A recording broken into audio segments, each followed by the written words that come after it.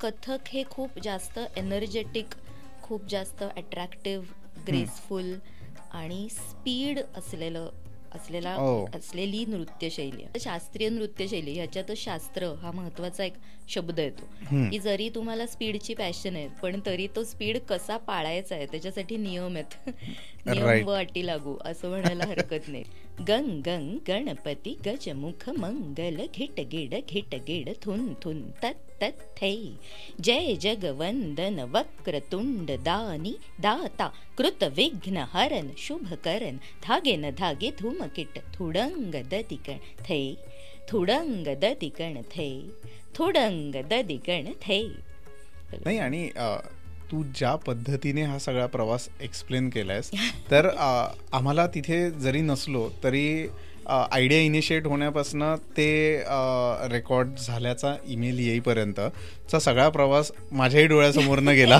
तेवढीच वर्ष तुम्हाला कुठलीही कला बेसिक शिकण्यासाठी तेवढी द्यावी लागतात. 15 वर्ष कलेला दिली की मग त्याच्यानंतर तुम्हाला वेगवेगळे रस्ते दिसतात.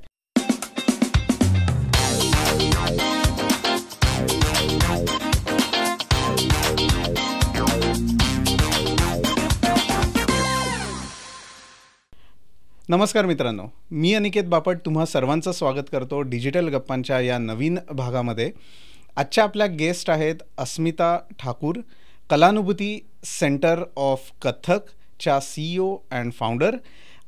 यांची ओळख करून द्यायची म्हटली तरी मला त्यांचा खूप मोठा वेळ तुम्हा सर्वांचा घ्यावा लागेल. प्लस बऱ्याच गोष्टी अशा आहेत की ज्या त्यांच्याकडनं आपल्याला ऐकायला जास्त मजा येणार आहे.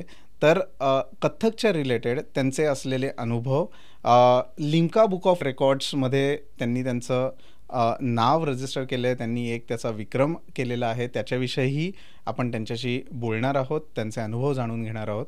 तर वेळ वाया न घालवता कथकच्या रिलेटेड वेगवेगळ्या विषयांवर गप्पा मारण्यासाठी आपण सुरुवात करूयात आजच्या भागाला.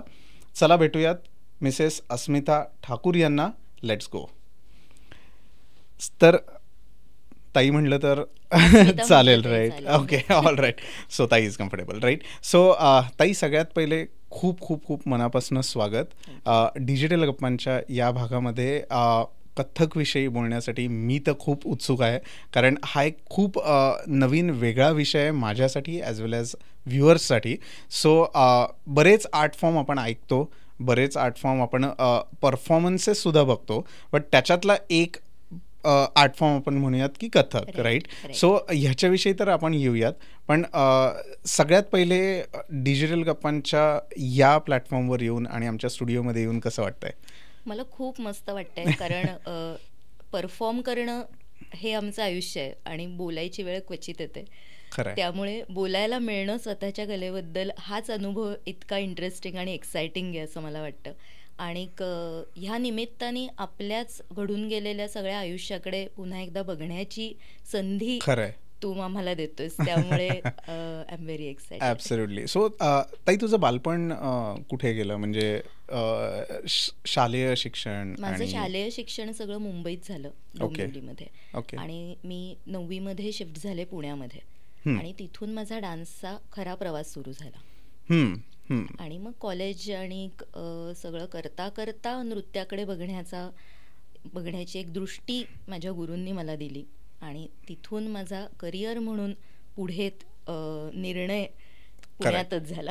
करेक्ट. सो ही जी बेसिकली कथकची सुरुवात होती, ह्याच्यासाठी नो डाऊट जेव्हा आपण शाळेत असतो, जेव्हा आपल्याला ह्या कलेच्या फील्डबद्दल तेवढी माहिती नसते किंवा आपण तेवढं लक्ष देत नाही ॲज अ स्कूल गोईंग किड, बरोबर?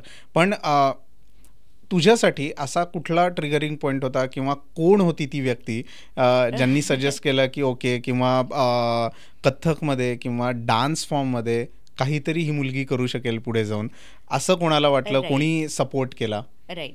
म्हणजे प्रथमतः तर माझ्या गुरूंनी मला दुसरं काही कर असं कधी प्रमोटच केलं नाही, की तुला नृत्यच करायचंय अशा पद्धतींनीच त्या मला शिकवत गेल्या.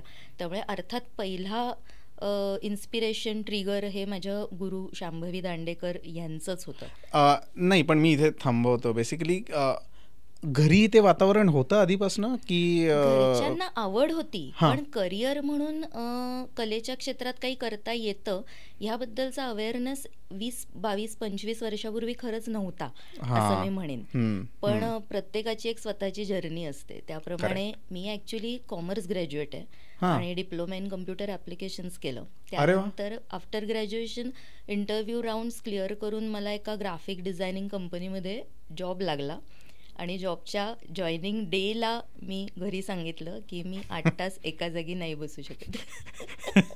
आणि आय थिंक तो दिवस होता की मला नृत्याची माझ्या आयुष्यातली व्हॅल्यू कळली की मला जॉब नाही करता येणार आहे आणि मला डान्सच करायचा आहे. Right right. सो सुरुवात जेव्हा झाली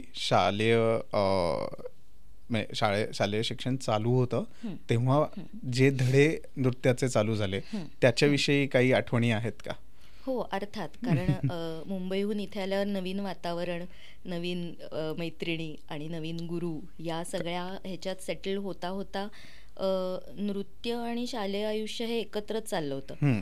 पण जसं जसं मोठं व्हायला लागलो तसं तसं समजत गेलं की हे आपल्याला सोडता नक्की नाही येणार आहे. ह्याच्यात करायचं काय हे दिसत नव्हतं, कारण ते वय नव्हतं की करिअर म्हणजे काय हे कळण्याचं सुद्धा. त्यात आम्ही वाहतच होतो. पण जसं मी म्हटलं की ग्रॅज्युएशन पर्यंत हे पक्क झालं की आता आयुष्यात हेच करायचंय आणि मग त्याच्या पुढच्या वाटा जोखायला सुरुवात झाली. त्यामुळे त्याच्यानंतर मी कथकमध्ये MA करणे आणि मग त्याच्यातच पुढे शिक्षण चालू ठेवणे, ट्रेनिंग चालू ठेवणे. त्यानंतर माझे दुसरे गुरुजी म्हणजे पद्मश्री तालयोगी सुरेश तळवलकर यांच्याकडे माझं लयतालाचं शिक्षण सुरू झालं.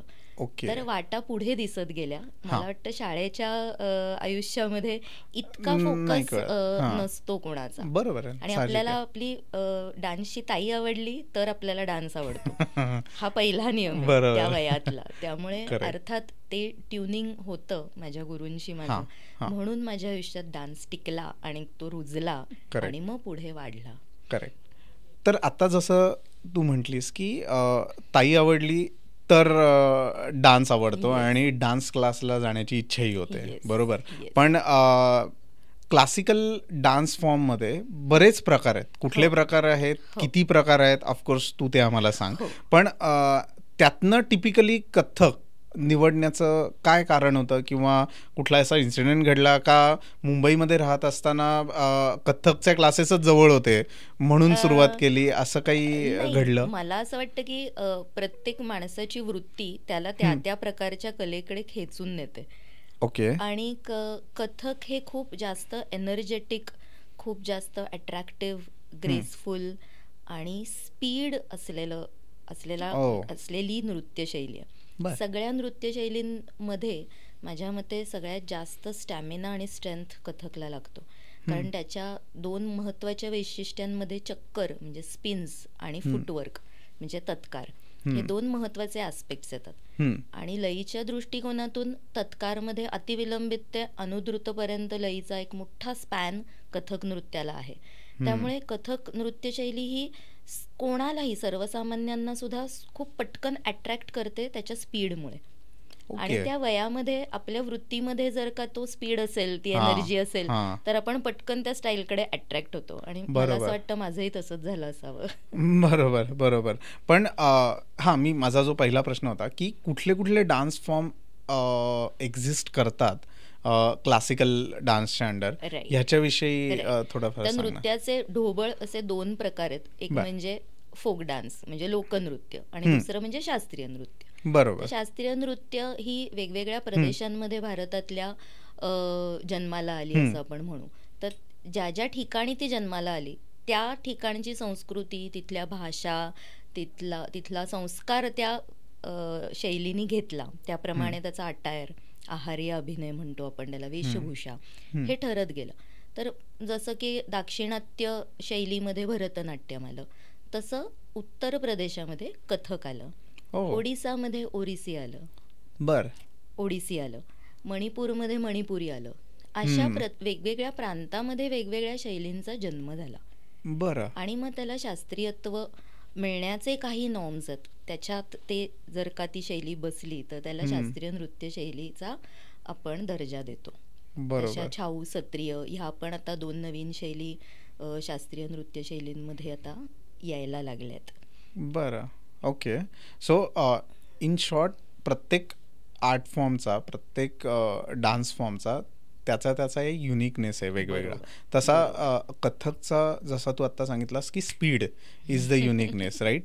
पण हा स्पीड ऑफकोर्स जेव्हा तुम्ही शिकायला सुरुवात करता तेव्हा त्याची प्रोसेस कशी असते, की जेव्हा एखादी मुलगी डान्स शिकण्यासाठी येते किंवा तिचा पहिला दिवस ते हळूहळू ओव्हर द पिरियड त्यांच्यामध्ये चेंजेस होत जातात in terms of their learning curve आपण म्हणूयात, राईट. सो ती प्रोसेस कशी असते की Wien you started learning 18-20 years back और may be more than that, तर तेव्हाची सिस्टीम कशी होती, तेव्हाची प्रोसेस कशी होती आणि आत्ताची प्रोसेस कशी आहे, ह्याच्यामध्ये काय डिफरन्सेस आहेत? मला असं वाटतं शास्त्रीय नृत्यशैली ह्याच्यातच शास्त्र हा महत्वाचा एक शब्द येतो, की जरी तुम्हाला स्पीडची पॅशन आहे पण तरी तो स्पीड कसा पाळायचा आहे त्याच्यासाठी नियम आहेत.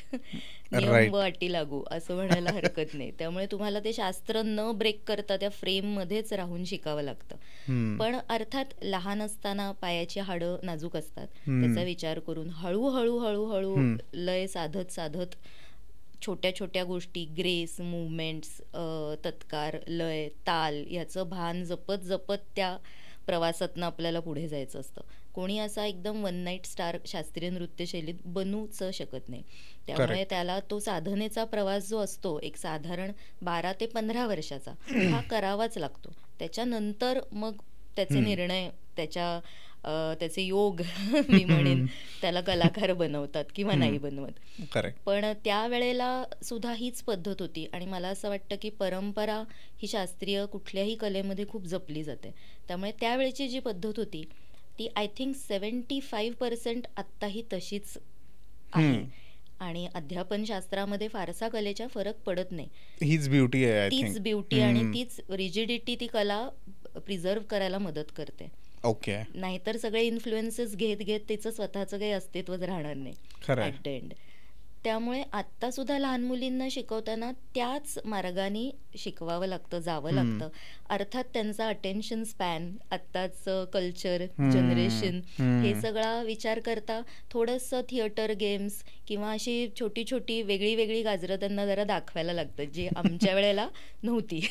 डान्स शिकायला आलात फक्त डान्सच शिकायचं. पण मग त्यावेळेला असं नाही वाटलं का की जसं तू आत्ता म्हटलीस तसं की हाडं ठिसूळ असतात किंवा एज लहान असतं तेव्हा तेवढा माइंडसेटही नसतो की नाही मला हे तेवढं डेडिकेशन ठेवून शिकायचं आहे किंवा आईबाबा म्हणतायत म्हणून मी जाते. तर असं नाही वाटलं तुला कधी की आज कंटाळा आलाय बरं का, आज नको जायला, किंवा नाही हे मला बोर व्हायला लागलंय किंवा हे मला आवडतंय पण मला अजून नको जायला त्या साईडला आत्ता, असं नाही कधी वाटलं? नाही, मला खरं तर असं कधी वाटलं नाही. आता तू हे विचारल्यावर मला असं वाटतंय की नाही वाटलं खरंच, कारण मी माझे 10वी-12वीचे पेपर चालू असताना सुद्धा क्लासला जायचे आणि माझ्या गुरुवाला म्हणायचे अगं उद्या कुठला पेपर आहे, लवकर घरी जातच का? नाही ठीक आहे झालाय अभ्यास.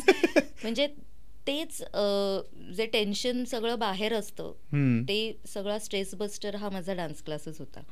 Always, in every phase, in every age. बरोबर.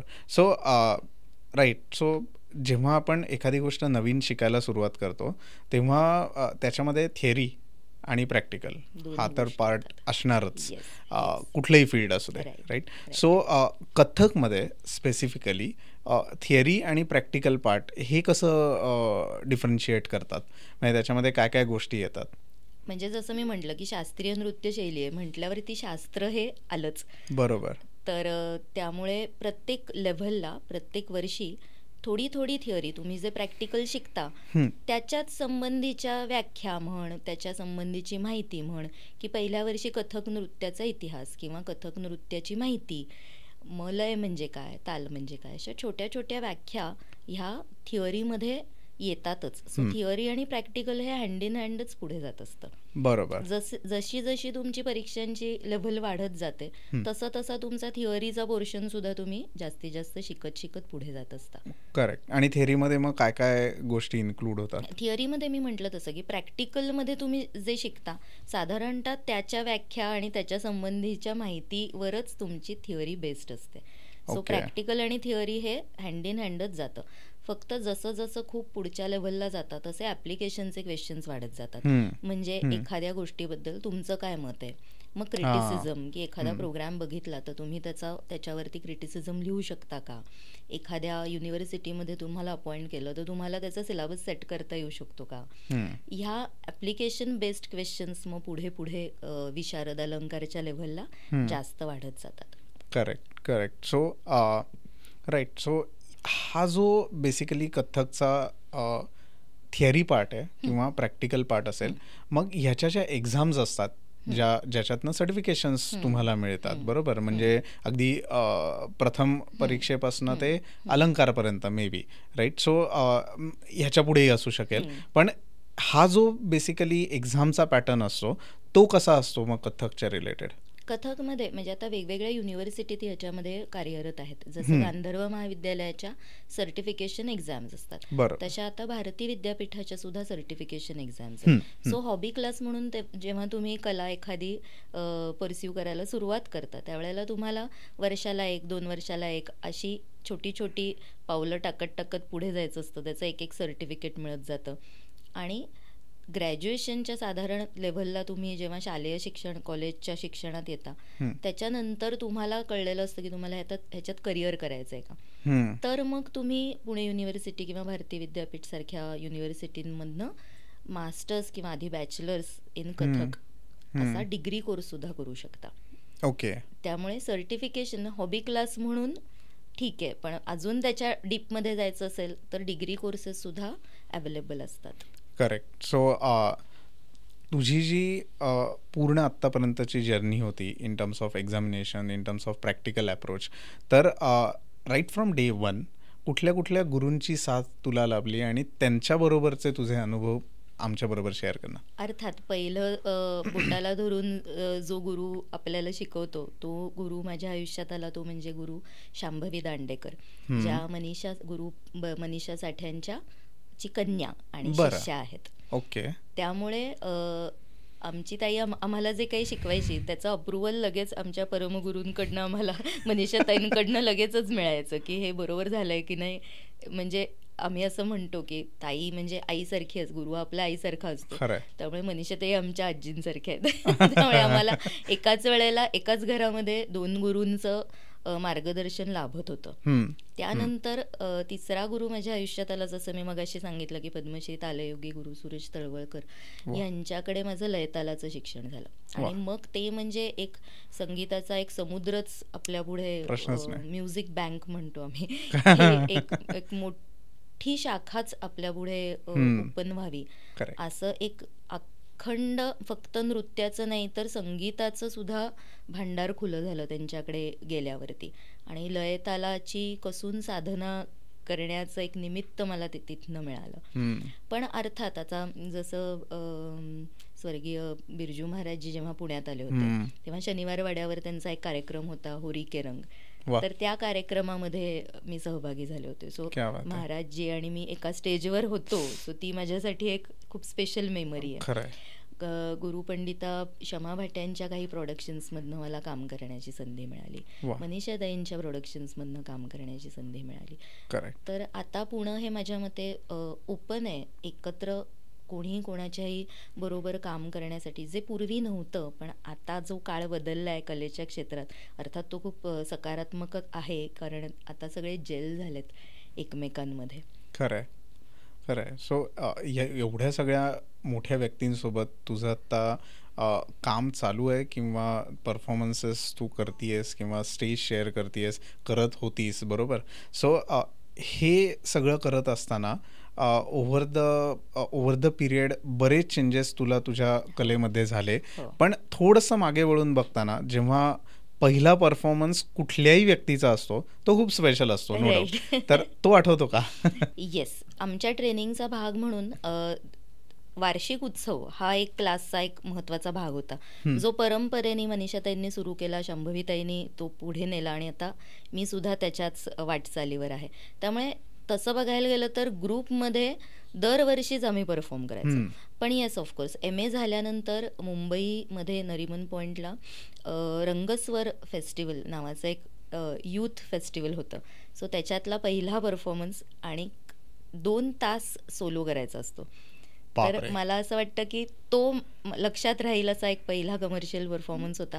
आणि त्याच्यात ते वय पण असं असतं की चॅलेंजेस स्वतःच आपण स्वतःसाठीच क्रिएट करत असतो. तर मी असं सांगितलं होतं, लाईव्ह होता, म्युझिशियन्स बरोबर होता. आणि मी म्हटलं मी निवेदक घेणार नाही, मीच माझ्या आयटम्स बद्दल निवेदन करणार आणि मीच नृत्य करणार. मला झालं की 2 तास आपण बघू तरी की आपल्याला हे सगळं एकटीला जमतंय का. तर तो अगदी. पण मग निवेदन म्हणजे डान्स करता करता निवेदन करतात? ओके. करता म्हणजे एक रचना झाली की पुढच्या रचनेबद्दल मध्ये निवेदक जे येऊन सांगणार आहे तर त्याला तो वाव न देता तेही आपणच बोलायचं. सो श्वास सांभाळून, श्वासावर कंट्रोल आणून परत पुढच्या विषयामध्ये शिरता येणं हे माझ्या मते कसब आहे.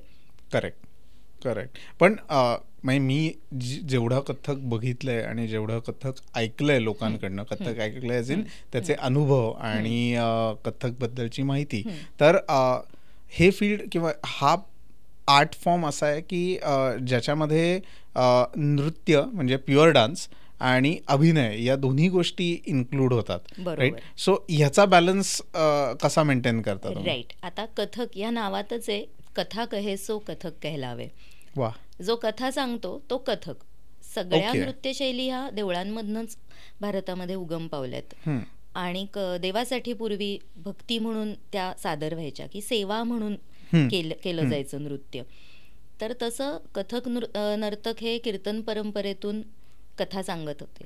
मग ती कथा सांगता सांगता ते हातवारे करायला लागले, मग पायाने ताल द्यायला लागले, मग हळूहळू एखादं वाद्य संगतीला येऊ लागलं.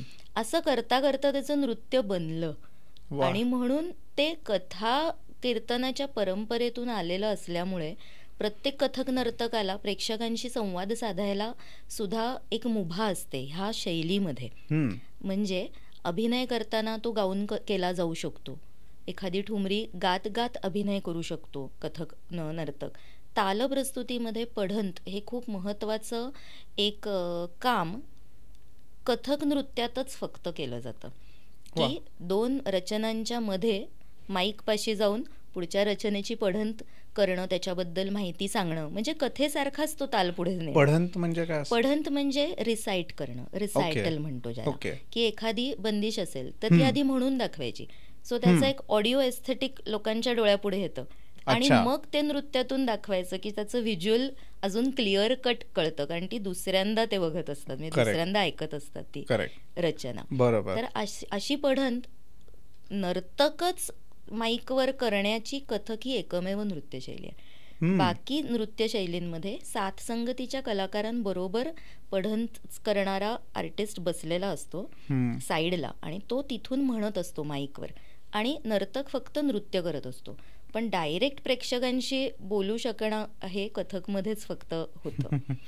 करेक्ट. नाही, मी पुढचा जो प्रश्न विचारणार त्याच्यासाठी मी हिंमतच करतोय खरं तर, की ही जी पढंत आहे किंवा हे आता मे बी तिहाई असेल, तुकडा असेल किंवा असे वेगवेगळे जे प्रकार आहेत कथकमध्ये, तर हिंमत का करतोय? कारण हा डान्स फॉर्म ऑफकोर्स खूप थकवणारा आणि स्पीड जसं तू म्हणलीस तसा आहे. पण जर का प्रेक्षकांना ह्याचा एक ग्लिम्स किंवा एक आयडिया द्यायची असेल तर इथे बसून एखादा प्रकार सादर करता येऊ शकतो का? हो, जरूर. तर जसं मी म्हटलं की पढंत हा एक म्हणजे महत्वाचा भाग जो कथक नृत्यातच केला जातो. तर आता एखादी बंदिश म्हणून दाखवली तर त्याचं एक साधारण चलनवलन जाणं येणं हे समजू शकतं. जसं तू म्हणालास तोडा, तिहाई, परन, तर हे प्रत्येक प्रकार वेगळे आहेत. जसं परनामध्ये तबला पखावजची भाषा वापरली जाते, तोड्यामध्ये नृत्याचे शब्द ता, थे, तत, तिगदा, दिगदिग, आणि परनमध्ये पखावज आणि तबल्याची जोरदार भाषा असते, म्हणजे धागेतेट धकारयुक्त शब्द असतात, त्याला वजन जास्ती असतं. आणि तिहाया म्हणजे छोट्या छोट्या 3 वेळा साधारण एक फ्रेज म्हणून समेवर आली की त्याला तिहाई म्हणतात. तिहाई म्हणजे 3 या आकड्याशी संबंधित आहे. तसं कथक नृत्यात बरेच वेगवेगळे रचना प्रकार आहेत, पण त्याच्यापैकी परन जसं मी म्हटलं की पखवाजच्या भाषेमध्ये तो असेल तर त्याचं स्वरूप कसं बदलतं ते मी तुला म्हणून दाखवते. किट धा दिंगडता धी धी किड धा धिन्ना घेगितट गदिंद किटतक ता तिटतट घेगे नटकत गदिगन धत्ता गिडनग ता तिटतट घेगे नटकत गदिगन धा घेगे नटकत गदिगन धत्ता गिडनग ता तिटतट घेगे नटकत गदिगन धा घेगे नटकत गदिगन धत्ता गिडनग नटकत गदिगन धा. तर याच्यातनं एक साधारण पर्णाचे शब्द होते, सो ते कॉम्प्लिकेटेड होते, फास्ट होते, जसे ते वादनातनं येतात, ती भाषा आहे एक, म्हणून त्याला परण म्हटलं जातं. आणि त्याच्याच बरोबर त्याच्यामध्ये गमतीदार त्याची चालमध्येच बदलून त्याचा एक खेळ केला जातो. तर ते ऐकताना जसं इंटरेस्टिंग वाटलं तसं मग करताना लोकांना आता हे जे मी ऐकलंय ते आता मला बघायला मिळणार आहे, तर ते हस्तकांच्या स्वरूपात, मुव्हमेंटच्या स्वरूपात व्हिज्युअल मध्ये ट्रान्सफॉर्म केलं जातं. ओके. सो मग ह्याच्यामध्ये जो ऍक्ट नावाचा जो पार्ट आहे, तर म्हणजे फेशियल बरेच चेंजेस होतात over the period dance perform करताना, किंवा ते केले जातात बेसिकली. तर त्याचा एक छोटासा ग्लिम्स सांग ना आम्हाला. येस. तर जसं हे आत्ता मी जे दाखवलं ते तालप्रस्तुतीतला एक भाग होता, परण म्हणजे प्युअर टेक्निकल. आता तू म्हणतोयस की अभिनयातल्या एखाद्या एक्सप्रेसिव्ह पार्ट मध्ये जायचं, तर त्याच्यामध्ये अनेक कवित्त कथक मध्ये केली जातात. कवित्त म्हणजे काय? कवितेला तालामध्ये बांधलं की त्याला म्हणतात कवित्त. त्याच्याबरोबर नृत्याच्या भाषेतले शब्द सुद्धा इन्कॉर्पोरेट केलेले असतात. त्याला एखादा विषय असतो, देवदेवतांचं वर्णन असतं, किंवा एखादा प्रसंग असतो. तर एक कवित्त मी तुला म्हणून दाखवते, त्या कवितेवरनं साधारण एक प्रसंग डोळ्यापुढे येऊ शकतो. बरोबर. 1 2 3 स्टार्ट. संग लिए ग्वाल बाल नट नागर नंदलाल, सखिया सब उमंग भरी गोवर्धन जात है, गिरिवर की पूजा करत त्रामतत थे आनंद मनावत है, इंद्र देख क्रोध करत सननन पुरवाई चलत, धड़ धड़ बादल गरजत तड़ तड़ बिजली चमकत, बरसत मूसलाधार सखिया सब बही जात, कृष्णचंद्र गोवर्धन नख पर उठाय लेत, ब्रिज को बचाय लेत, देव ऋषि आकाश से फूल ये बरसावत है, नारायण गाय नाच कृष्ण को रिझावत है, ना दिग दिग थो दिग दिग धिलांग, ना दिग दिग थो दिग दिग धिलांग, ना दिग दिग थो दिग दिग धिलांग, त थे त थे त थे. वाह वाह वाह, क्या बात है, अमेझिंग. ते आय मीन कथक हा डान्स फॉर्म किंवा कुठलाही क्लासिकल डान्स फॉर्म हे ऐकण्यासाठी सुद्धा कान तेवढेच रेडी पाहिजेत. ऐकायला तर फार मजा आली. त्याचा टेक्निकल पार्ट कवितेतनं एक अख्खी गोवर्धन लीलेची गोष्ट सांगितली गेली, आणि श्रीकृष्णाच्या म्हणजे त्याच्या आयुष्यावर आधारित किंवा जास्त कथक नृत्य हे उत्तर प्रदेशातलं आहे. उत्तर प्रदेशामध्ये कृष्ण हा कथकचा देव आहे, त्यामुळे कृष्णाच्या असंख्य अगणित रचना कथक नृत्यात केल्या. अजून एखादी? ओके, आता देवता बदलते आणि गणपतीचं एक गणेश परण म्हणून दाखवत आहे. प्रेक्षक थँक्स म्हणणार आहेत मला याच्यात.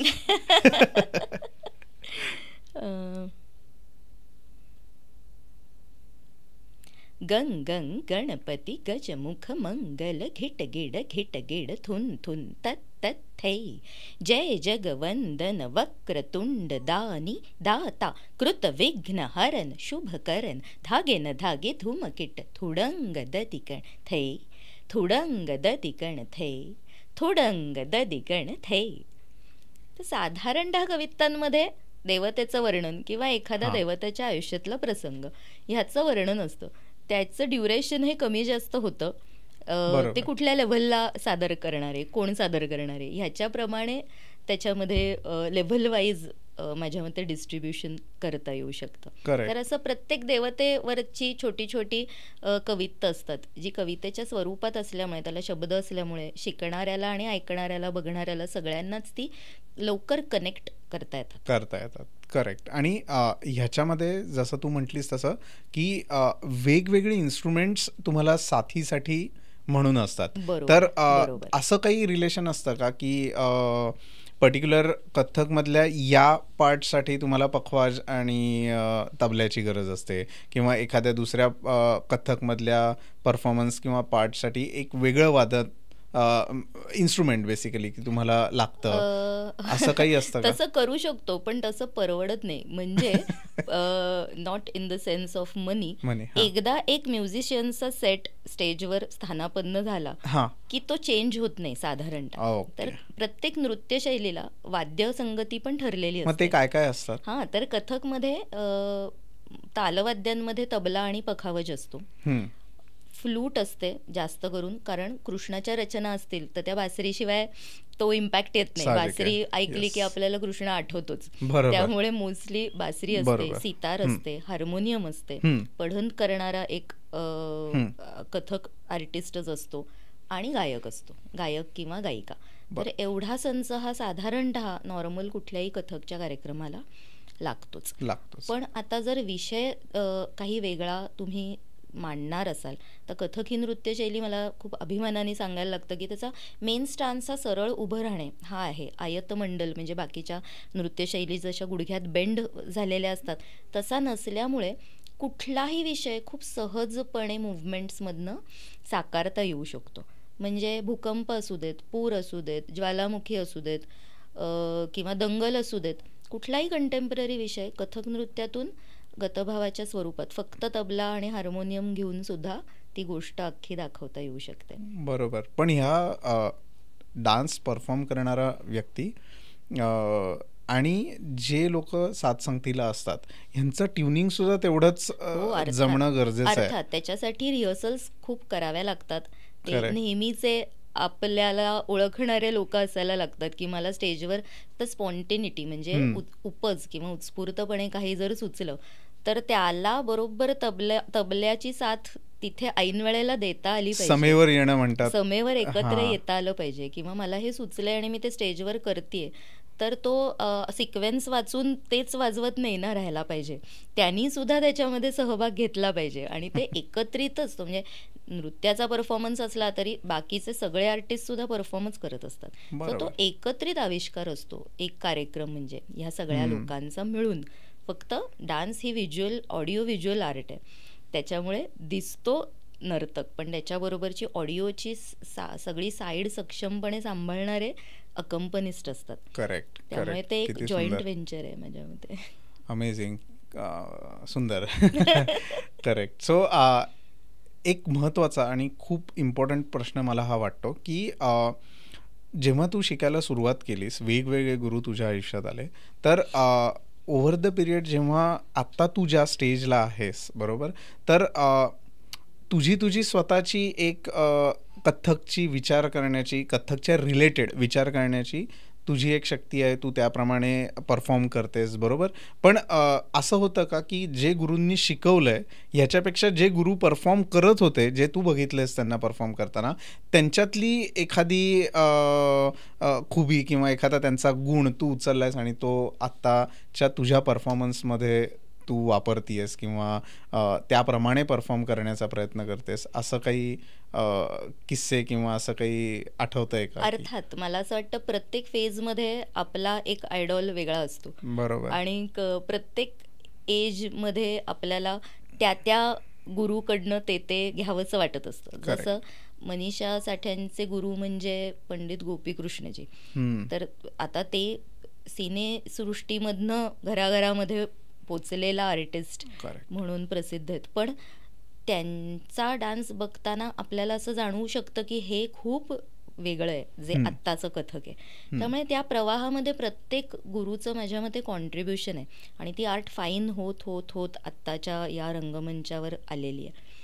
तर प्रत्येकच गुरु आपल्याला इन्फ्लुएन्स करतो. जसं मनीषाताईंचा नृत्य बघताना मला त्यांचा ऑडियन्सशी असलेला कनेक्ट खूप आवडायचा की त्या ज्याप्रमाणे सभा जिंकायच्या बोलून ते मला घ्यावंसं वाटायचं.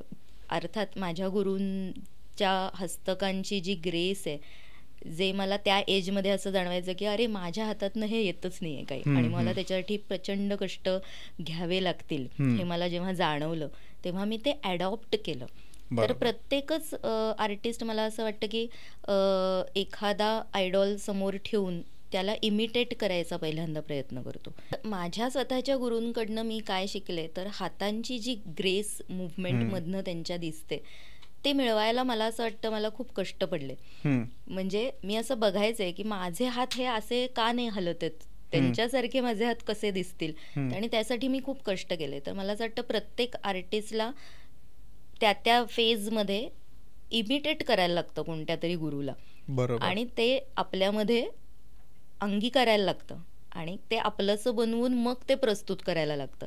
तर प्रत्येकच गुरुचं आपल्या आयुष्यात खूप मोठं कॉन्ट्रीब्युशन असतं. जसं गुरुजींनी लयतालाचं एस्थेटिक्स आम्हाला शिकवलं, पण ते डान्समध्ये ट्रान्सफॉर्म करून ते व्हिज्युअली साकारणं हे खूप मोठं चॅलेंज होतं. कारण बंदिशींचा खजाना आहे त्यांच्याकडे, आणि त्या सगळ्या इतक्या हेवी आणि इतक्या वेगवेगळ्या भाषांच्या आणि इतक्या दर्जेदार रचना आहेत की त्या कुठेही काय म्हणतात त्याच्यावर कुठेही अन्याय न करता, त्याला धक्का न लागता ते एस्थेटिक व्हिज्युअल स्वरूपामध्ये मांडणं हे शिवधनुष्य होतं अक्षरशः. तर प्रत्येकच फेजमध्ये प्रत्येक आयुष्यात येणारा गुरु हा तुमच्या स्वतःच्या प्रवासात काहीतरी कॉन्ट्रीब्यूट करत असतो, आणि त्याच्यातनं म्हणून प्रत्येक आर्टिस्टचं एक कॉम्बिनेशन वेगळं बनतं की माझ्याबरोबर माझ्या कलिग्स जरी शिकत असतील तरी त्यांच्या प्रवासात येणाऱ्या गुरूंप्रमाणे त्यांची परम्युटेशन कॉम्बिनेशन्स बदलतात.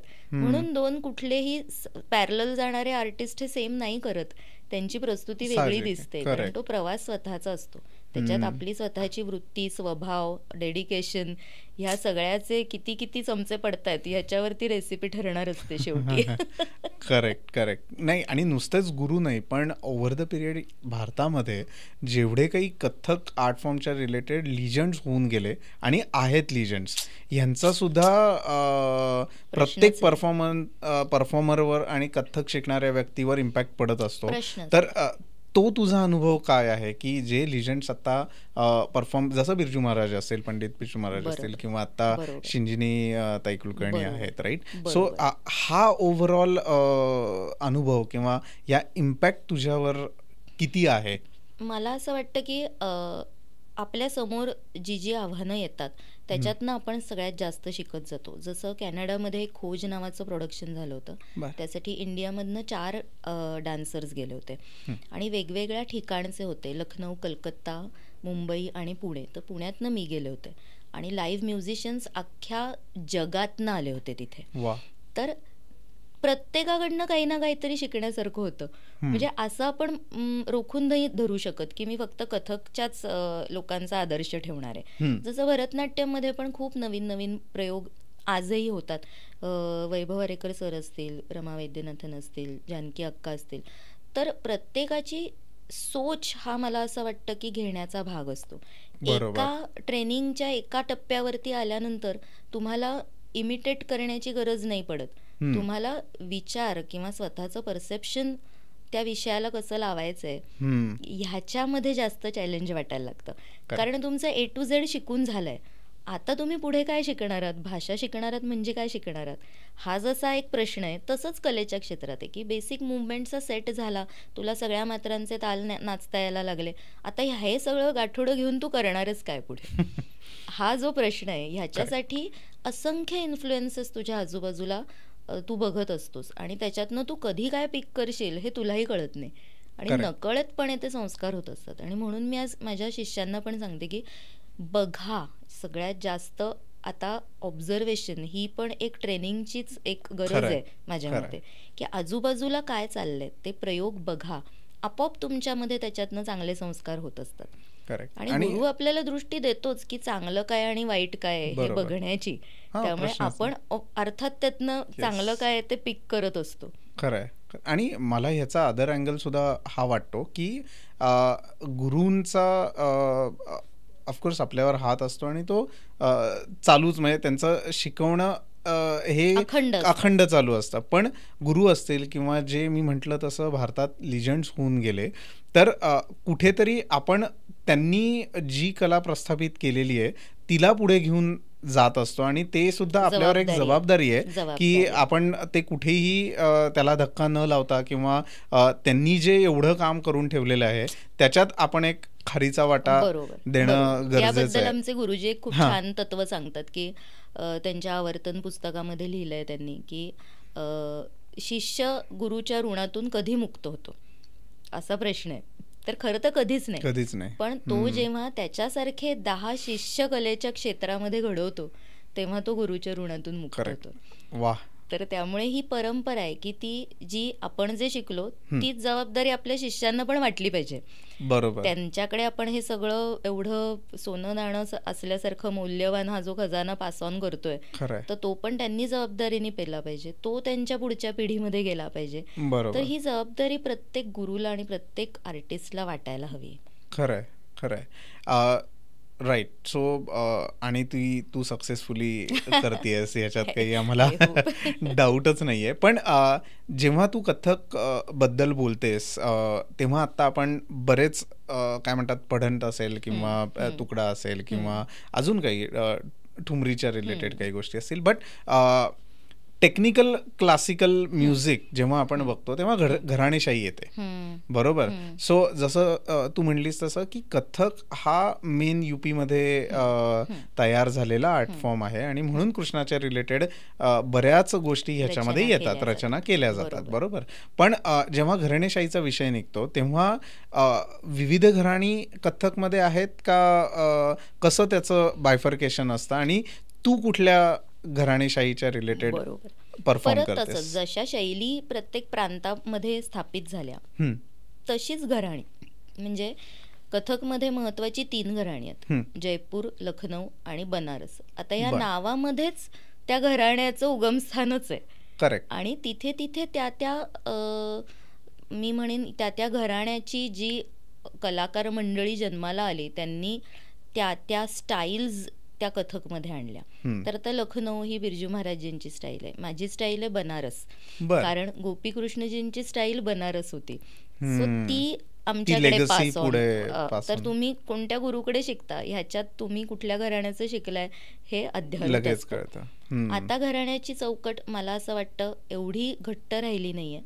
आता घराण्याच्या पुढची गोष्ट येते ती म्हणजे शैली, जी प्रत्येक आर्टिस्ट स्वतःच्या प्रतिभेतून निर्माण करतो. म्हणजे जयपूर घराण्याचा आर्टिस्ट आहे, पण तो आर्टिस्ट एक स्वतः घराणं बनायला लागतो जसं जसं त्याला त्या शैलीवर प्रभुत्व निर्माण होतं. तर आपण असं म्हणतो की आता जयपूर घराण्यामध्ये पंडिता रोहिणी भाट्यांचं खूप मोठा काय म्हणता येईल कॉन्ट्रीब्युशन आहे की पुण्यामध्ये कथक रुजवण्यामध्ये. तर जयपूर घराणं त्यांच्या नृत्यामध्ये दिसतं. पण त्यांच्या शिष्य शमा भाटे, तर शमा भाटी ही एक शैली आहे माझ्या मते, आणि त्यांची स्टाईल ही जयपूर असली तरी सुद्धा एक वेगळी छाप पाडून जाते.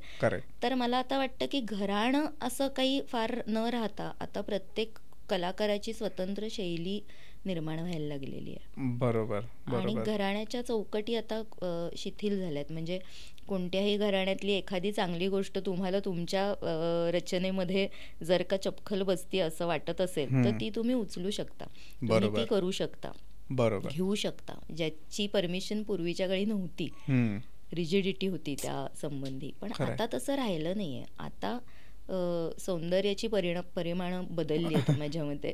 बरोबर आहे. सो तू बनारस घराण्याच्या शैलीचा अभ्यास करत करत लहानाची मोठी झाली आहेस आणि आता तू परफॉर्म करतेस. सो नॅशनली परफॉर्म करताना आणि इंटरनॅशनली परफॉर्म करताना ऑफकोर्स बऱ्याच गोष्टी अनुभव येत असतात बऱ्याच गोष्टींचे. तर तसे काही किस्से आहेत का की एक नॅशनली परफॉर्म करताना काय काय गोष्टी घडल्या, किंवा कधी ऑर्गनायझर्सच्या रिलेटेड काही गोष्टी असतील, काही ट्रॅव्हलच्या रिलेटेड काही किस्से असतील, तर असे किस्से सांग ना, नॅशनली आणि इंटरनॅशनली बोथ. माझ्या मते प्रत्येक परफॉर्मन्स, प्रत्येक अनुभव हा तुम्हाला काहीतरी शिकवतो. आणि मग असे अनुभव म्हटलं तर वेळच पुरणार नाही, इतके अनुभव आहेत. पण अर्थात एक कार्यक्रम मी नक्की सांगेन की जिथे बिरजू महाराजींची खूप इच्छा होती की लखनौ घराण्याची नीव जिथनं सुरू झाली, रुजवात जिथे झाली, त्या हंडिया गावामध्ये एक फेस्टिवल व्हावं कथकचं. आणि इलाहाबादमध्ये हंडिया नावाचं एक इतकं छोटंसं खेडेगाव आहे, तिथे कार्यक्रम होता. तिथून येताना आता इलाहाबाद म्हणजे तर माझ्या मते वेळ आणि हे आता एकदम म्हणजे काय म्हणता येईल त्याला, शांतपणे जगणारी सगळी लोक आहेत. ट्रेन इलाहाबादहून आमची होती सुरुवातीला दिल्लीपर्यंत, आणि दिल्ली पुणे फ्लाईट होतं. सो दिल्लीपर्यंत येईपर्यंत 11 तास ती ट्रेन लेट होती. आणि आमच्या म्हणजे बाय गॉड्स ग्रेस आम्ही दिल्लीचं फ्लाईट 13 तासाच्या अंतराने काढलेलं होतं. आमच्या बरोबरच्या सगळ्या लोकांची कनेक्टिंग फ्लाईट्स मिस झाली. आम्ही त्या स्टेशनवरनं बॅगा अक्षरशः त्या जिन्यांवरनं धडधड धडधड धडधड अशा घेऊन येऊन पळत फ्लाईट पकडण्याचा अनुभव घेतलेला आहे. की लोक पळत बस पकडतात, ट्रेन पकडतात, आम्ही फ्लाईट पकडली आहे. असे अनेक प्रवासातले अनुभव तर म्हणजे अनएंडिंग आहेत. म्हणजे प्रत्येक प्रवासात तुम्हाला असा एकतरी अनुभव येतोच की जो हास्यास्पद असतो. बरोबर. आणि परफॉर्मन्सच्या रिलेटेड काही गोष्टी घडल्यात का, की ऑन स्टेज अचानक मध्ये चेंज करावं लागलं? काही गोष्टी चेंज करावं लागलं म्हणण्यापेक्षा एक यामिनी फेस्टिवल म्हणून एक बँगलोरमध्ये खूप IIT आय थिंक कॅम्पसमध्ये एक फेस्टिवल होतं. सो तिथे प्रोग्रामच्या आधी बॅकड्रॉपला आग लागली आणि सगळं तिथे ते जळलं. मग लेट सुरू झाला कार्यक्रम आणि त्या सगळ्या नादात मागे जे टेंट्स ग्रीन रूम सारखे बांधलेले होते त्याच्यातला पॉवर सप्लाय कट झाला आणि कॉस्ट्युम चेंजेस होते. सो मोबाईलचे लाईट ऑन करून आम्ही कॉस्ट्युम घालायचो. विंगमध्ये येऊन आम्ही चेक करायचो की आपण बरोबर मॅचिंग केलंय का. आणि शेवटच्या परफॉर्मन्सेसपर्यंत तर म्हणजे सगळ्यांच्या बॅटऱ्या डाऊन होऊन तोही लाईट गेला आणि अक्षरशः अंधारात तो ग्रीन रूमचा सगळा सीन चालू होता. स्टेजवर आल्यावरच आम्हाला उजेड दिसायचा आणि मग आम्ही बघायचो की ओके ना सगळ्यांचं सगळं. तरी परफॉर्मन्स एकदम उत्तम झाला. वा, क्या बात आहे. आणि इंटरनॅशनली कशा सिस्टीम्स असतात किंवा इंटरनॅशनली काही घडलेले अनुभव म्हणजे आता रिसेंट मी सांगू शकते की लास्ट इयरची ऑस्ट्रेलिया जी टूर होती त्याच्यामध्ये एका प्रोग्रामला संपूर्ण ऑडियन्स ऑस्ट्रेलियन होता, एकही इंडियन नव्हता त्यात. आणि ऑर्गनायझर मला म्हणाले की तुम्हाला असं वाटतंय का की एखादा फ्युजन म्युझिकवरती कथक असा एखादा आयटम तुम्ही कराल का. म्हटलं मला नाही वाटत आहे गरज त्याची, मी तेच करणार जे मी ठरवलंय. आणि मी रेपेटवार कथकचा जो ठरवला होता वंदना ताल अभिनय तोच मी केला. त्याचं जे मधलं कॉम्पेअरिंग होतं त्याच्यामध्ये त्यांना काय करतेय त्याचा पूर्ण एक एक्सप्लेनेशन दिलं. आणि त्याच्यात मी शेवटी 2 नायिका गेल्या होत्या. नायिका म्हणजे अष्टनायिका असा एक विषय आहे जो की सगळ्या नृत्यशैलींमध्ये केला जातो. आणि त्याच्यामध्ये स्त्रीच्या आपल्या पतीच्या संबंधात असलेली एक भावना हा साधा विषय असतो की ती वाट बघणारी असते, कधी ती बिट्रेड असते, ती दुसऱ्या स्त्रीबरोबर नवरा जातो आणि ती खंडिता नायिका असते. अशा वेगवेगळ्या विषयांच्या नायिका असतात. तर मी जी खंडिता तिथे परफॉर्म केली त्या परफॉर्मन्स नंतर त्या ऑस्ट्रेलियन सगळ्या स्त्रिया रडत होत्या. आणि मग मी ऑर्गनायझरला म्हटलं की बघ की बॅरियर आहे का खरंच लँग्वेज हे. तर मला चेक करायचं होतं की माझ्या कलेची स्ट्रेंथ काय. आणि त्याचं उत्तर मला तिकडे मिळालं. क्या बात आहे. की नाही आहे बॅरियर काही, कारण इमोशन्स या वर्ल्ड वाईड सेमच असतं. खरंय. आणि तुम्ही त्या कशा पोचवताय त्याच्यावर ते डिपेंड करतं की तुम्ही रिच आउट होताय. No same language needed. आणि तुम्हाला काही चेंज करायची पण म्हणजे आपल्या क्लासिकल स्टाईलमध्ये एवढी स्ट्रेंथ आहे की त्याच्यात बदल करण्याची गरज नाहीये. बरोबर आहे. लोक तुमच्या कलेपर्यंत येतील, तुम्हाला कला बदलून त्यांच्यापर्यंत नेण्याची गरज नाही पडत. खरंय. वा, खरंच खूप सुंदर, नो डाऊट अनुभव खूपच छान होते हे. बट मला महत्त्वाच्या 2 प्रश्नांकडे यायचं आहे आता. एक म्हणजे सगळ्यात पहिले मला हा अनुभव तुझ्याकडनं ऐकायचा आहे की जेव्हा तुला मणिकर्णिका अवॉर्ड दिला जाणार आहे हे जेव्हा कळलं तेव्हाची तुझी रिॲक्शन आणि काय थॉट्स होते तेव्हा, आणि या अवॉर्डबद्दल प्रेक्षकांना थोडंफार सांग ना. ओके. भारतातल्या उद्योजकांना मिळणाऱ्या अवॉर्ड्समधलं हे एक अवॉर्ड आहे. आणि मी जेव्हा पहिल्यांदा त्याची एक पोस्ट बघितली त्यावेळेला मला असं वाटलं की ह्याच्यामध्ये सगळे वकील आहेत, डॉक्टर आहेत, वेगवेगळ्या फील्डमध्ये काम करणारे लोक आहेत जे की प्रोफेशनल आहेत. पण मग त्याच्यामध्ये आर्टिस्ट हे प्रोफेशन का नसेल, आणि म्हणून मी त्यांना अप्रोच झाले. आणि मग माझ्या लक्षात आलं की आर्टिस्ट बहुतेक पैसे आणि आर्ट ह्याची गल्लत होते बऱ्याचदा कलाकारांच्या मनात, की कला ही सदैव फक्त डिव्होटेड राहूनच करण्याची गोष्ट आहे असं अनेकांना वाटतं, समाजातल्या पण अनेकांना वाटतं आणि स्वतःला आर्टिस्टला पण वाटतं. आणि म्हणूनच त्याला एक छेद द्यावा म्हणून मी तिकडे त्यांना अप्रोच झाले. आणि त्याच्या पण इंटरव्ह्यू राऊंड्स होत्या ऑफकोर्स, टेलिफोनिक इंटरव्ह्यू झाले, नॅशनली इंटरनॅशनली इंटरव्ह्यू झाले. आणि त्याच्यातून त्यांनी सगळा कामाचा आढावा घेऊन त्यांनी यंग म्हणजे तरुण उद्योजिका हे एक जे अवॉर्ड आहे मणिकर्णिका ते डिक्लेअर केलं. अर्थात त्याच्यात मला अभिमान एवढ्यासाठी वाटला की कथक नृत्यात काम करणारा एक आर्टिस्ट उद्योजिकांच्या लाईनमध्ये जाऊन बसतोय. करेक्ट. वा.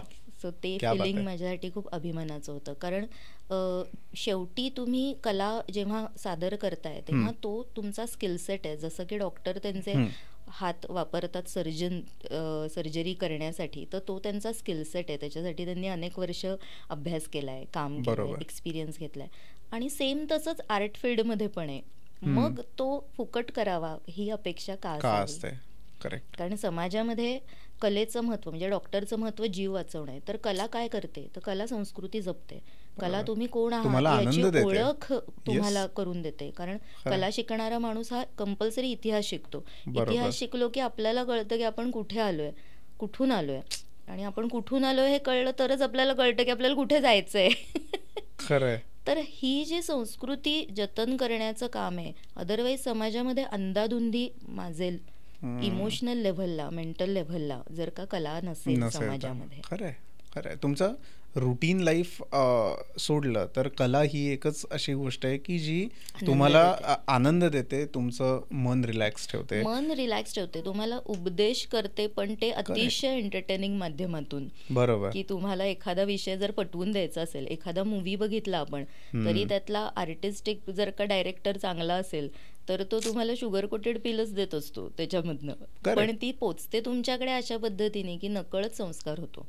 तर कला ही संस्कारच करत असते समाजावर. आणि तू जसं म्हणलीस तसा हा मुद्दा मला पटला की मग फुकट का करायचं? जिथे तुम्हाला पैसे देणं गरजेचं आहे आणि जिथे पैसे घेणं गरजेचं आहे तिथे घेतले पाहिजे. कारण अल्टिमेटली कला ही मी तर म्हणेन की जसं आपण अभ्यास करून एखादा व्यक्ती डॉक्टर होतो, अभ्यास करून इंजिनियर होतो, तो जॉबवर जेव्हा रुजू होतो तेव्हा त्याची सॅलरी घेतोच की नाही, तेव्हा आपण असं अपेक्षा करतो का की डॉक्टरांनी एखाद्या फुकट माझ्यासाठी ऑपरेशन करून द्यावं.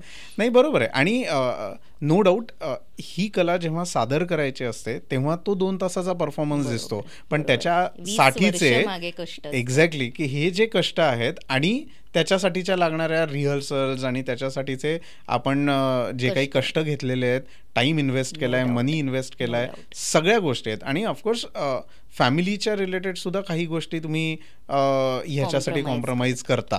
सो म्हणून म्हणलं तसं हे सगळं असताना पैसे मिळणं एका आर्टिस्टसाठी हे तेवढंच महत्वाचं आहे जेवढं बाकीच्या प्रोफेशनमध्ये, विच इज ॲब्सोल्युटली राईट आणि ॲग्रीड. सो हा झाला मणिकर्णिका अवॉर्डबद्दल. पण मला ज्या प्रश्नावर खरं तर खूप क्युरियोसिटी होती की हा बेसिकली अवॉर्ड कसा मिळाला, त्याच्यासाठी काय तयारी केली, तो म्हणजे Limca book of world records, की ज्याच्यासाठी 1188 मुलींना एकत्र घेऊन you have perform on the stage आणि ज्याच्या थ्रू तुम्हाला हा अवॉर्ड मिळाला आहे, त्याच्याविषयी मला ऐकायला आवडणार आहे. Yes, Limca book of record हे स्वप्न खरं तर ज्योती मनसुखानी म्हणून एक आर्ट लव्हर, एक आर्ट एन्थुझियाज आहेत आणि त्या मला अप्रोच झाल्या. सो हे मेन कॉन्सेप्ट जी आहे, हे स्वप्न जे आहे ते ज्योती दिदींचे. आणि त्या माझ्याकडे आल्या की कथक डान्सर म्हणून, अर्थात त्या मला अप्रोच झाल्या की माझ्या डोक्यामध्ये हा विषय आलाय, पण हे होऊ शकतं का, तुला काय वाटतंय? आणि मी एका सेकंदाचाही विचार न करता म्हटलं हो, हे होऊ शकतं. त्यानंतर मला जाणवलं की अरे बापरे, हे हो म्हटलंय, पण हे खूप मोठं आहे, जे आता जे समोर दिसायला लागलंय विचार करायला लागल्यावरती. पण ही कॉन्सेप्ट त्यांची होती, ती इनिशिएट मी केली. आम्ही दोघींनी मिळून नृत्यचक्र असं त्याचं नामकरण केलं. आणि मग आम्हाला जाणवलं की हा मोठा घास आहे, त्यासाठी आपल्याला अजून काही हात मदतीला लागणार आहेत. म्हणून पुण्यामधल्या अजून ख्यातनाम कथक नर्तिका तेजस्विनी साठे आणि माधुरी आपटे यांना पण आम्ही हाताशी घेतलं. बरोबर. जनसंपर्क ह्या डिपार्टमेंट सांभाळायला आम्ही ओडिसी आणि भरतनाट्यम डान्सर रसिका गुमास्ते ह्यांना हाताशी घेतलं. आणि मग ही आमची 5 जणींची एक मूठ साधली गेली आणि तिथनं कामाला खरी सुरुवात झाली. आता महत्वाचा प्रश्न होता की जसं मगाशी आपण घराण्यांबद्दल बोललो, तर ह्या सगळ्या घराण्यांची लोक एकत्र आणणे हे एक मोठं काम होतं. दुसरं म्हणजे किती आवाका आपला ठेवायचा ह्या स्वप्नाचा, ह्याच्यामध्ये पण काही डिसिजन्स घ्यावे लागतात. म्हणून मग आम्ही अख्ख्या भारताचा विचार न करता महाराष्ट्राचा विचार केला.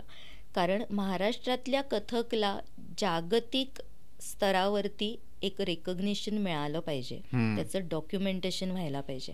हे 2 महत्वाचे एम्स माझ्या मते त्या स्वप्नाच्या मागे होते. आणि म्हणून आम्ही सुरुवात महाराष्ट्रातल्या सगळ्या गुरूंना अप्रोच करून केली की आम्हाला असं वाटतंय की हे होणार आहे, याचे आम्ही काही मुद्दे हे काढले आणि आमच्या 5 जणींनी ते नाहीच उचललं जाणार. त्याच्यात प्रत्येक गुरुचा, प्रत्येक शहराचा सपोर्ट आम्हाला हवा होता. सो प्रत्येक शहरातल्या गुरूंची आम्ही बोललो. कुठल्या शहरांना अप्रोच केलं तुम्ही? येस, आता महाराष्ट्रातली सगळी शहरं आम्ही अप्रोच केली. त्यातली फायनल शहरं जी ऍक्च्युली त्याच्यामध्ये सहभागी झाली ती शहरं मी सांगते. डोंबिवली, दादर, नवी मुंबई, सोलापूर, इचलकरंजी, कोल्हापूर, नाशिक, जळगाव, अमरावती, नागपूर, रत्नागिरी, चिपळूण, देवगड, पुणे अर्थात. बरोबर. तर माझ्या मते महाराष्ट्र, अकोला, सांगली, सातारा सगळं महाराष्ट्र त्याच्यामध्ये कव्हर झालं होतं. सो तिथल्या गुरूंनी ह्या गोष्टीला पाठिंबा दिला, कारण ती नॉन मॉनिटरी गोष्ट होती. त्याच्यासाठी कोणालाही पैसे मिळणार नव्हते ना काय होणार होतं, पण त्याच्या मागे तळमळ एकच होती की कथक, महाराष्ट्रातल्या कथकला जागतिक स्तरावर रेकग्निशन मिळावं. आणि तो मुद्दा सगळ्या गुरूंनी पण उचलून धरला की हो आम्हाला मान्य आहे आणि आमच्या सगळ्या विद्यार्थिनींना आम्ही याच्यामध्ये पाठवू. मग पुढच्या स्टेपला प्रश्न असा होता की सगळ्या घराण्यांना सुटेबल अशी एक कोरिओग्राफी करणे. आता त्याचं म्युझिक, आता तुला माहिती आहे की युट्यूबवरचे जे ट्रॅक्स असतात ते मोस्टली कॉपीरायटेड असतात, तर ते आपण वापरू नाही शकत. मग मी खूप इन्सिस्ट केलं की आपण ह्याचं नवीन रेकॉर्डिंग करून घेऊ. सो 20 मिनिटाचं ब्रँड न्यू अनेक लाखो रुपयाचं रेकॉर्डिंग आम्ही 3 कॉम्पोजिशन्सचं करून घेतलं. आमच्या म्युझिक डायरेक्टरनी अमोद कुलकर्णी त्यांच्या स्टुडिओमध्ये हे सगळं रेकॉर्डिंग झालं. पंडित रघुनंदन पणशीकरांनी त्याच्यामध्ये गायलंय आणि ते हाय क्वालिटी. कारण कथकच्या क्षेत्रामध्ये म्युझिक सुद्धा आपण जे आता बांधतोय ही सुद्धा एक असेट आहे. पुढची अनेक जनरेशन्स ती 3 कंपोजिशन्स वापरणार आहेत. पुढची 50 वर्ष तरी ते म्युझिक टिकलं पाहिजे. हे सगळे दृष्टिकोन आम्ही बरोबर ठेवूनच ते म्युझिक केलं. त्याच्यानंतरचा प्रश्न होता की ह्या सगळ्या शहरांमध्ये हे शिकवायचं कसं. पण मला असं वाटतं की कोरोनाने आपल्याला खूप टूल्स दिली आणि त्यातलं सगळ्यात महत्वाचं टूल म्हणजे युट्यूब व्हिडिओज. सो प्रत्येक छोट्या गोष्टीचे प्रत्येक एका मिनिटाचे व्हिडिओ क्लिप्स मी बसवत होते, कोरिओग्राफ करत होते मी, तेजस्विनी आणि माधुरी मिळून. आणि त्याचे ट्युटोरियल्स बनवून त्याच्यामध्ये एक्सप्लेन करून ती मुवमेंट होमवर्क सारखी की या महिन्यामध्ये हे एवढं झालं पाहिजे, या महिन्यामध्ये हे एवढं झालं पाहिजे. किती वेळ लागला? 2023 मे मध्ये ज्योती दीदी माझ्याकडे आल्या, मला आठवतंय. आणि तिथून ती सुरुवात झाली. रेकॉर्डसाठी परफॉर्मन्स आमचा झाला 25 फेब्रुवारी 2024 साली. सो 2023 मे पासून 24च्या फेब्रुवारी पर्यंत आम्ही त्याच्यावर काम करत होतो. 8 महिने. सो ऑक्टोबर नोव्हेंबर पर्यंत आमचे व्हिडिओज सगळे गेलेले होते. डिसेंबर 2023ला आम्ही प्रत्येक सिटीमध्ये जाऊन त्यांच्या रिहर्सल्स कंडक्ट केल्या. कारण फिजिकली परफॉर्म करायचं होतं का? अच्छा, ओके. तर ते सगळे पुण्यामध्ये येणार होते. सो पुण्यामध्ये जिथे सवाई गंधर्व महोत्सव होता आपला, कटारिया कॉलेज ग्राउंड, तर ते ग्राउंडच आम्हाला स्टेज बनवायचं होतं. कारण 1188 मुलींना 5x5चा एक स्क्वेअर तरी पाहिजे डान्स करायला उभं राहायला. पण हा असा ऑड फिगर कशी काय की कारण ते बाय ऍप्लिकेशन होतं, त्यामुळे ज्या लोकांनी अप्लाय केलं मग त्याच्यामधनं काही लोक अप्लाय करू नाही शकले, काहींची लग्न ठरली, काहींच्या एक्झाम्स होत्या, काही आजारी पडले, असं करत करत काही त्याच्यातनं कमी जास्त. सो शेवटच्या दिवशीपर्यंत तो नंबर फायनल होत नव्हता की आता नक्की इथे किती लोक येणार आहेत, शिकलेत तरी सगळे. मग कॉस्ट्युमची डिझाईन्स काढून आम्ही त्यांना फोटोज पाठवले की हे असं असं शिवून घ्यायचंय तुम्हाला तुमच्या सिटीमध्ये. तर प्रत्येक माणसाचा, या 1188 लोकांचा त्याच्यामध्ये इक्वल माझ्या मते डिवोशन होतं आणि केवळ त्याच्यामुळेच ते होऊ शकलं. अर्थात त्याच्यामध्ये टेक्निशियनची टीम खूप पॉवरफुल होती, कारण लाईट, साऊंड, जागा आणि व्हिडिओग्राफी, फोटोग्राफी हे मेन त्याच्यातले ॲस्पेक्ट्स होते की त्याच्यावर खूप अवलंबून होतं. ज्योती दीदींनी त्याच्या डॉक्युमेंटेशनचं सगळं काम सांभाळलं होतं, कारण आम्हालाही हा अनुभव खूप नवीन होता की लिम्काला अप्लाय करायचं म्हणजे नक्की काय करायचं. इथनं शोधण्यापासून तयारी होती की त्यांची रिक्वायरमेंट काय, ते कसं आपण म्हणजे हे रेकॉर्डला जाणार का, इथून शंका की ह्याच्या आधीचं रेकॉर्ड काय झालंय, मग आपण ब्रेक करतोय का नवीन रेकॉर्ड सेट करतोय, अशा अनेक गोष्टींची माहिती काढण्यापासून प्रत्येक मुलीचं एज प्रूफ, कारण 18 कम्प्लीट असा एज ग्रुप होता. सो प्रत्येकाची बर्थडेट चेक करण्यापासूनचं डॉक्युमेंटेशनचं काम होतं. काही फॉर्म्स भरून घ्यायचे होते, मेडिकल काही चेकअप्स करून त्याच्या सगळ्या कॉपीज, हार्ड कॉपीज सगळ्या प्रत्येक शहराची अशी बंडल्स होती जी कुरिअरनी आम्हाला पाठवायची होती. आणि त्यातल्या एका कागदात जरी प्रॉब्लेम आला असता तरी ते डिबार झालं असतं. तसे डिबार होण्याचे प्रत्येक पावलावरती आम्हाला भीती होती. जसं की कोरिओग्राफी आम्हाला 1 अटेम्प्ट करायची होती की 1188 मुली सुरू केला डान्स की त्यांनी न थांबता 20 मिनिटं करायचं आहे. आणि 20 मिनिटं ही खूप मोठी असतात. त्याच्यात म्युझिक थांबता कामा नये, डान्स थांबता कामा नये. जर कोणाचे घुंगरू सुटले, तुटले, ओढणी निघाली, गाठ निघाली, तो माणूस थांबला, डिबार. तर इतकी भीती आणि इतके पोटात गोळे होते ज्या वेळेला तो ॲक्च्युअल जेव्हा तो व्हिडिओ सुरू झाला, तो दिवस जेव्हा आला. आणि सगळेजण, मला आठवतंय की रिहर्सल आदल्या दिवशी होती, फायनल रिहर्सल ऑन ग्राउंड.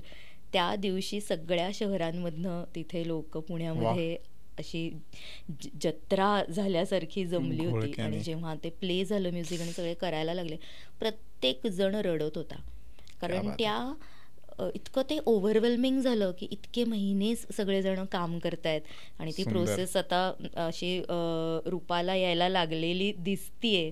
तर ते इतकं ओव्हरवेल्मिंग फिलिंग होतं. नो डाऊट आम्ही 5 जणींनी त्याच्यावरती पूर्ण सगळं घरदार बाजूला ठेवून मेहनत घेतली होती. पण प्रत्येक पार्टिसिपंटला पण कुठल्या ना कुठल्या तरी लेव्हलला प्रॉब्लेमला सामोरं जावंच लागत होतं. जसं कोकणामध्ये मी जेव्हा रिहर्सल्स घ्यायला गेले होते, 2-2 तास बसनी प्रवास करून गुरुच्या क्लासवरती येऊन मुली ते शिकत होत्या. रेंजचा प्रॉब्लेम होता, यूट्यूब व्हिडिओज डाउनलोड करण्यापासनं प्रॉब्लेम्स होते, स्टाईलचा प्रॉब्लेम होता. प्रत्येक वेळेला पुण्यातल्या कथकच्या लेव्हलला सगळ्या शहरांमध्ये चालू नसतं काम, तर त्यांना एक्स्ट्रा एफर्ट घ्यायला लागत होते. त्याच्यामध्ये 60 वर्षापर्यंतच्या विद्यार्थिनींचा सहभाग होता, पण एन्थुझियाझम प्रत्येकाचा 100% होता. त्यामुळे 18 ते 60 या एज ग्रुपमधल्या या 1188 विद्यार्थिनी होत्या कथकच्या. त्यांचे गुरु होते त्याच्याच बरोबर. आणि ते एक असं ग्रीड आम्ही केलं होतं की कोण कसं उभं राहणार, आणि त्याचे प्रत्येकाचे वेगवेगळ्या कलर्समध्ये हे करून त्याचं नंबरिंग करून त्या ब्लॉकमध्ये त्यांनी उभं राहायचं होतं. की अहमदनगर म्हटलं तर तेवढाच फक्त अहमदनगर वेगळा दिसणार आहे. आणि मग पुण्यात आता हे रेकॉर्डसाठी येणार तर मग 20च मिनिटं ते करणार का, म्हणून मग त्याच्यामध्ये एक आयडिया अशी आम्ही इन्सर्ट केली की प्रत्येकाने आपल्या शहराचं रिप्रेझेंटेशन म्हणून 3-3 मिनिटाची एक कोरिओग्राफी करायची. आणि ते चेरी ऑन द पेस्ट्री ठरलं, कारण प्रत्येकाने त्याला इतकी टशननी तयारी केली, कारण त्यांना त्यांचं शहर रिप्रेझेंट करायचं होतं. की कोल्हापूर, तर आम्ही महालक्ष्मीची स्तुतीचं एक रचना करतो. मग कोणी गंगा स्तवन केलं, कोणी कालीचं केलं, कोणी इतके विषय 20 वेगवेगळे विषय 3-3 मिनिटाची फक्त कोरिओग्राफी होती आणि प्रत्येक शहर त्याच्यामध्ये वेगळं वेगळं स्वतःचं एक आयडेंटिटी सिद्ध करत होतं. आणि प्रत्येक गुरु पण त्याच्यामध्ये इन्व्हॉल्व्ह असल्यामुळे ते माझ्या मते साकारलं. आणि आत्ता रिसेंटली 2025 फेब्रुवारीमध्ये लिम्का बुक ऑफ रेकॉर्डची मेल आली की तुमचं आत्ता रेकॉर्ड झालंय. 25 फेब्रुवारी 2024 ते आत्ता फेब्रुवारी 2025 पर्यंत आम्ही वाट बघत होतो की हे रेकॉर्ड झालंय का नाही झालंय. त्यांची ईमेल येण्याची वाट बघत होते सगळे. आणि तू ज्या पद्धतीने हा सगळा प्रवास एक्सप्लेन केलायस तर आम्हाला तिथे जरी नसलो तरी आयडिया इनिशिएट होण्यापासून ते रेकॉर्ड झाल्याचा ईमेल येईपर्यंतचा सगळा प्रवास माझ्याही डोळ्यासमोरनं गेला की जिथे मी फिजिकली अवेलेबलही नव्हतो. बट खरंच खूप खूप खूप अभिनंदन तुझं आणि तुझ्या सगळ्या टीमचं की लिम्का बुक ऑफ वर्ल्ड रेकॉर्ड्समध्ये तुमचं नाव रजिस्टर झालेलं आहे. तर एपिसोडच्या शेवटाकडे जात असताना मला तुला एक प्रश्न हा विचारायचा आहे जो की यूथसाठी, नवीन लोक जी आत्ता तुझा एपिसोड बघतायत आणि जे इन्स्पायर्ड होत असतील, आय एम 100% शुअर की मलाही शिकायचं आहे, तर अशा मुलींसाठी किंवा मुलांसाठी जे या फील्डमध्ये येऊ इच्छितात या लोकांसाठी तू काय एक सल्ला देऊ इच्छितेस? की जसं ग्रॅज्युएशनसाठी आपण आयुष्यातली 12 ते 15 वर्ष हे फक्त शिकत असतो, त्याच्यात आपली दुसरी कुठलीही अपेक्षा नसते, तसंच तेवढीच वर्ष तुम्हाला कुठलीही कला बेसिक शिकण्यासाठी तेवढी द्यावी लागतात. 15 वर्ष कलेला दिली की मग त्याच्यानंतर तुम्हाला वेगवेगळे रस्ते दिसतात. तर घाई करू नका. म्हणजे मी कथक नृत्य शिकते, मग आता ह्याच्यातनं मला पैसे किती मिळणार आहेत हा विषय डे 1चा नाही आहे, हा 15 वर्षानंतरचा प्रश्न आहे. तर इम्पेशंट आहेत आजकालच्या जनरेशनमध्ये लोक, असं मला नेहमी जाणवतं की प्रश्न पडणं ठीक आहे पण त्याच्या उत्तराची घाई करू नका. आमचे गुरुजी म्हणतात तसं की जो कलाकार सरस्वतीची आराधना करतो लक्ष्मी त्याला कधीही नाराज करत नाही. वा. तर तुम्ही काम करत राहा, तुम्हाला त्याचं फळ मिळणार आहे, योग्य वेळेला मिळणार आहे, पण आत्ता त्याची घाई करू नका. तसंच सेम एका वेळेला एका गोष्टीमध्ये खोलात जायचा विचार करा, ना की त्याची लेंथ बघा, त्याची डेप्थ आधी बघायला पाहिजे. नाहीतर 10 गोष्टी एका वेळेला करण्याचा आजचा जमाना आहे आणि त्याच्यामुळे एक न धड भारावर चिंध्या असं होण्याची शक्यता आहे. तर त्याच्यापासून सावध राहा. दुसरं म्हणजे कला तुम्हाला टूल्स देते, तुम्हाला टेक्निक शिकवून दिलं, तुम्हाला अभिनय शिकवला, त्याचं करायचं काय हा तुमच्या पुढचा जो प्रश्न आहे त्याचं उत्तर तुम्हाला स्वतःलाच मिळवायचं आहे. जसं की कथक नृत्य शिकून तुम्ही फक्त परफॉर्मर होणार आहात का? तर नाही. तुम्हाला तुमचं लायकिंग शोधावं लागेल कुठेतरी पुढे जाऊन. तुम्हाला शिकवायला आवडते का? तुम्हाला कोरिओग्राफी करायला आवडते का? तुम्हाला फोटोग्राफी करायला आवडते का? डान्सचे व्हिडिओग्राफी साठी सुद्धा कितीतरी डिमांड आहे.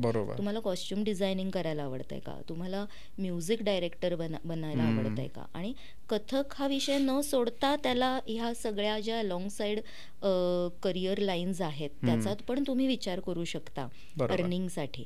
प्रत्येक जण परफॉर्मर बनणार नाहीये हे मला मान्य आहे, पण कला प्रत्येकाला वेगळं काहीतरी देत असते आणि त्याच्यातच त्याची ब्युटी आहे माझ्या मते.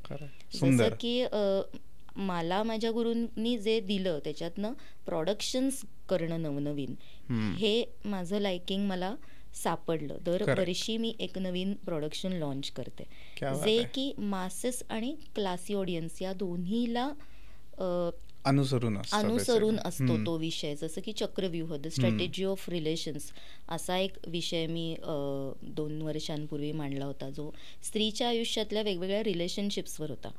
तर त्याच्यामध्ये मायथॉलॉजिकल एक्झाम्पल्स होती पण ती रिलेव्हंट होती आत्ताच्या काळाला. जसं की भीम आणि हिडिंबा, तर त्यांचं 1 वर्षाचं कॉन्ट्रॅक्ट मॅरेज होतं.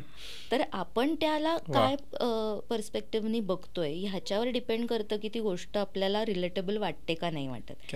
आणि ती आहे हे सांगणारा तो चक्रव्यूह नावाचा प्रोडक्शन आहे. तर असे दरवेळेला गंभीरच विषय घेतला पाहिजेत का? तर नाही. प्रवाहिनी सारखा एक भारतातल्या नद्यांचा विषय घेऊन एक प्रोडक्शन मी केलं होतं 5 वर्षापूर्वी, ज्याच्यामध्ये नद्यांचा उगमस्थान, मग त्याच्या काठी किती पवित्र गोष्टी झाल्या, पण आज समाजामध्ये नद्यांची अवस्था काय आहे आणि त्याचं पावित्र्य राखण्याचं काम कोण करणार आहे? ते देवता येऊन नाही करणार आहे, ते आपणच करायचं. असं सामाजिक कुठेतरी काहीतरी आपण आपल्या कलेला मीडियम करून काही सांगणार आहोत का, हा मला वाटतं ह्या जनरेशनचा प्रश्न आहे. पण मग दरवेळेला उपदेशच करायचा आहे का? तर नाही. आत्ता अहमदाबादमध्ये डिसेंबरमध्ये वी का वी बू हे हास्यरसावर बेस्ड मी एक प्रोडक्शन लॉन्च केलं. ते पुण्यात अजून करायचं आहे, करायची इच्छा आहे यावर्षी माझी.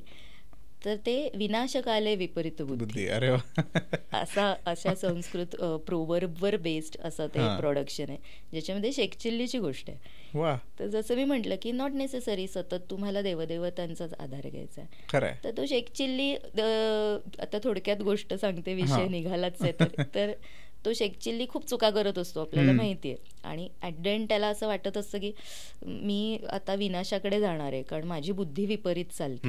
आणि या विचारात तो झोपतो आणि 4ही युगांमध्ये ट्रॅव्हल करतो. टाइम ट्रॅव्हलचा त्याच्यात इन्क्लूड केलाय. तर तो सत्ययुगात जातो, द्वापार युगात जातो, त्रेता युगात जातो. असं त्या प्रत्येक युगामध्ये त्याला एक एक गोष्ट अशी सापडते की ज्याच्यामध्ये विनाश आलेला आहे त्या माणसाचा आणि म्हणून त्याची बुद्धी विपरीत चालते. फॉर एक्झाम्पल, रामायण काळामध्ये हनुमानाच्या शेपटीला आग लावायची जेव्हा ऑर्डर देतो, त्यावेळेला रावणाला माहिती असतं की शेपटीला आग लावली तर अल्टिमेटली आपल्या प्रासादाला आग लागणार आहे. हे जनरल नॉलेज आहे, म्हणजे ह्याच्यामध्ये काही खूप बुद्धिमत्ता लागणार नाहीये. पण त्याचा अहम त्याच्यावर इतका भारी होतो की त्याची बुद्धी विपरीत चालते. तर प्रत्येक वेळेला एक षड्रिपू तिथे बुद्धीवर त्याच्या अटॅक करत असतो आणि म्हणून त्याची बुद्धी विपरीत चालत असते.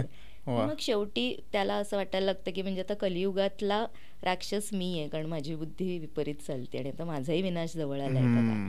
आणि तेवढ्यात त्याला बुद्धम शरणम गच्छामीचे स्वर कानावर येतात आणि मग तो त्या धर्माच्या कडे ओढला जातो.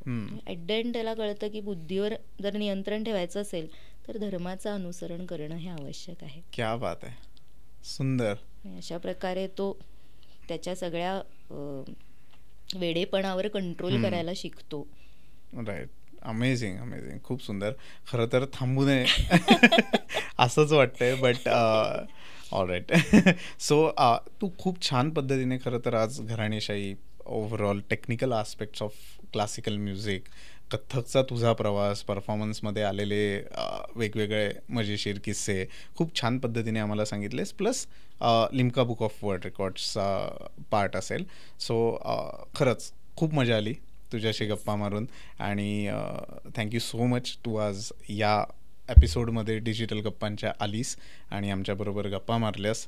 तुला कसं वाटतंय? पुन्हा एकदा जो पहिला प्रश्न होता तोच. खूप मजा आली, कारण बोलताना मी म्हटलं तसं की पुनरअनुभव घेतल्याची भावना मला त्याच्यामध्ये जाणवली. की जसं लिम्काचा तो पूर्ण प्रवास 2 वर्षाचा माझ्या डोळ्यापुढे तरळून गेला, किंवा लहानपणचे सगळे किस्से आठवताना मला ते परत अनुभवायला मिळाले. सो थँक्स टू यू की इतके छान प्रश्न होते आणि बऱ्याच गोष्टी मला वाटतं की कव्हर झाल्या. कथक म्हणजे काय इथपासनं की आता कथकचं काय करायचंय पुढच्या जनरेशननी, इथपर्यंतचा मोठा पल्ला तुम्ही कव्हर केलाय. आणि ही ऍक्टिव्हिटीज इतकी इंटरेस्टिंग आहे की एखाद्या वेगळ्या विषयाकडे लोकांचं लक्ष वेधून घेणे आणि समाजासाठी मला असं वाटतं की तुम्ही हे खूप चांगलं काम करताय. Thank you so much. पूर्ण डिजिटल गप्पांच्या टीमकडनं तुला मनापासून धन्यवाद आणि ऑल द व्हेरी बेस्ट. असेच रेकॉर्ड अजूनही होऊ देत, गिनीज बुक ऑफ वर्ल्ड रेकॉर्डमध्ये नाव तुझं येऊ देत आणि तुझ्या टीमचं येऊ देत, हीच इच्छा आहे आमची. तर मित्रांनो, या नोटवर आपण आजचा भाग इथेच संपवत आहोत. तर तुम्हाला आजचा भाग कसा वाटला हे तुम्ही आम्हाला कमेंट्समध्ये जरूर कळवा. अस्मिता ताईशी जर का तुम्हाला बोलायचं असेल, तिच्याशी जर का संपर्क साधायचा असेल, तर कलानुभूती जे क्लासेस ती रन करते त्याच्याविषयीची माहिती जर का तुम्हाला हवी असेल तर नक्कीच डिस्क्रिप्शनमध्ये आम्ही सगळे डिटेल्स अस्मिता ताईचे ॲड करणार आहोत, तर तुम्ही तिच्याशी कॉन्टॅक्ट करू शकता. प्लस तुम्हाला असेच वेगवेगळे एपिसोड बघायचे असतील तर एकच गोष्ट करावी लागेल, ती म्हणजे लाईक, शेअर आणि सबस्क्राईब. तर तुम्हाला बेल आयकॉनही ऑफकोर्स दाबावं लागेल. तर तुम्हाला जे नवीन एपिसोड्स आम्ही शूट करू, जे एपिसोड रिलीज करू, ते तुमच्यापर्यंत नक्की पोचतील आणि तुम्ही त्या एपिसोड्सची मजा घेऊ शकाल. एवढं बोलतो आणि आजचा भाग इथेच संपवतो. भेटूयात पुढच्या भागामध्ये. तोपर्यंत धन्यवाद.